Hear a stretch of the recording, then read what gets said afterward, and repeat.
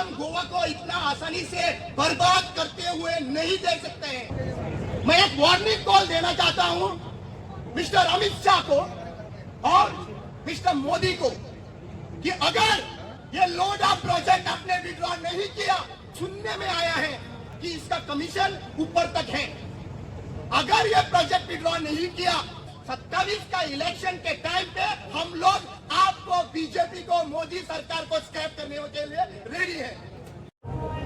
Late me make one message clear to chief minister Pramod Sawant and PCP minister mister Vishwajit Rane.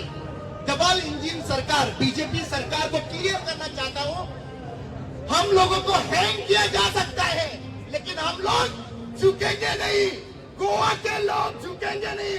आमका फाशी दिल्यार चलता पण आम्ही भेंड जावपाचे ना, आमचे गोंय वाचल्याशिवाय, आमचा जागो प्रोटेक्ट केल्याशिवाय।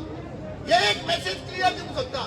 आज वाईट गजाल दिसतात, वाईट गजाल एका लागून दिसतात, बुरा लगता है हम लोगों को। कोंकणी में हमारा हिंदी उतना अच्छा नहीं है, फिर भी हिंदी में बात करेगा ये मोदी सरकार को सुनने के लिए। बुरा इसलिए लगता है, गोवा इतना सा छोटा है और इतना छोटा गोवा पूरा दुनिया, पूरा भारत उसका प्रेम प्यार करता है और हम लोग चाहते हैं ये प्रेम बढ़े। जब भी आपको आराम करने की जरूरत पड़े तो गोवा में आके टूरिस्ट डेस्टिनेशन है, वहां पे एंजॉय करो, जाओ। लेकिन आप जब सोचेंगे कि गोवा एक इन्वेस्टमेंट जोन है, कोई भी आके गांव को बर्बाद करने के लिए सोचेंगे तो गोवा के लोग चुप नहीं बैठेंगे। गोवा को अगर जंतर मंतर आना पड़ा तो हम लोग आएंगे और आ चुके हैं यहाँ पे। एक चीज बताना चाहता हूँ कि 39A ये नया कायदा, नया रूल लाया है और ये रूल क्या बोलता है, कोई भी जमीन जो है वो कन्वर्ट कर सकता है। और कन्वर्जन क्या बोलता है, सिंपल सी बात, आप कहीं पे भी कंस्ट्रक्शन कर सकता है। आपका अगर 1000 स्क्वायर मीटर का पर स्क्वायर मीटर का वैल्यू है, कन्वर्जन के बाद में उसका वैल्यू 50,000 तक भी पहुंच सकता है। और ये कन्वर्जन क्यों कर रहा है, क्योंकि भूटानी, डीएलएफ, ये लोडा, ये बड़े बड़े प्रोजेक्ट जो है वो लाके गोवा के ऊपर ठपे। You know what is the problem, Goa में ट्राइबल कम्युनिटी है और यहाँ पे मैक्सिमम जो औरतें यहाँ पे बैठे हैं वो ट्राइबल कम्युनिटी के।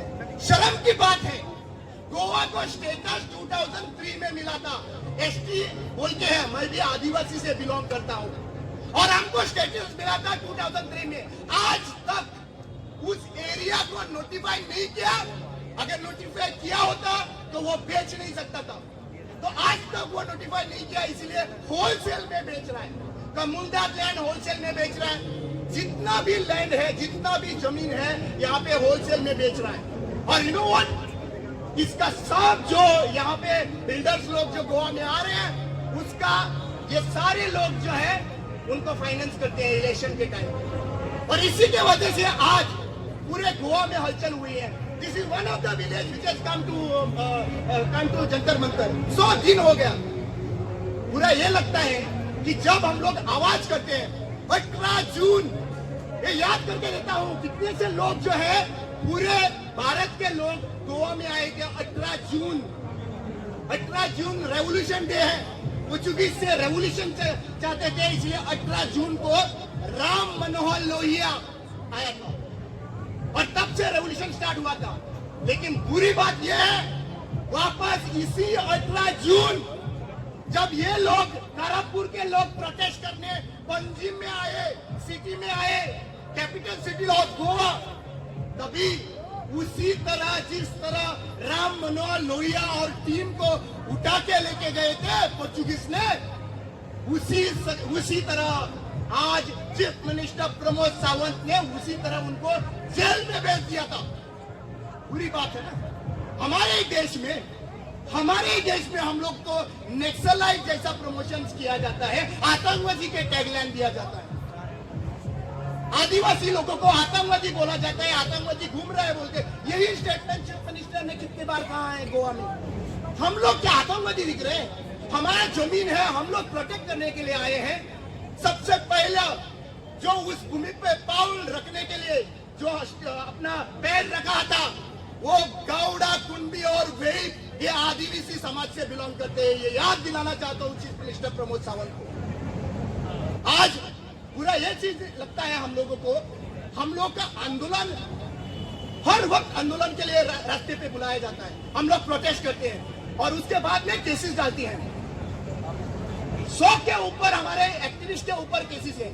हमारा पूरा एक्टिविस्ट ऑपोजिशन पॉलिटिकल पार्टीज के लोग यहाँ पे आए हुए हैं, सब ऑपोजिशन इकट्ठा हुआ है एक ही चीज के लिए बताने के लिए, गोवा हमारा है, हम गोवा के लिए लड़ेंगे। हम गोवा को इतना आसानी से बर्बाद करते हुए नहीं देख सकते हैं।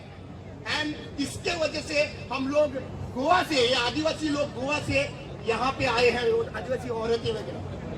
लास्ट चीज कहना चाहता हूँ, 2027 में या फिर 2024 के एंड तक हमारा इलेक्शन होने वाला है। मैं एक वार्निंग कॉल देना चाहता हूं मिस्टर अमित शाह को और मिस्टर मोदी को कि अगर ये लोडा प्रोजेक्ट आपने विड्रॉ नहीं किया, सुनने में आया है कि इसका कमीशन, सुनने में आया है कि इसका कमीशन ऊपर तक है। अगर ये प्रोजेक्ट विड्रॉ नहीं किया, अगर ये 39 ईयर्स स्क्रैप नहीं किया, तो 27 का इलेक्शन के टाइम पे हम लोग आपको, बीजेपी को, मोदी सरकार को स्क्रैप करने के लिए रेडी है।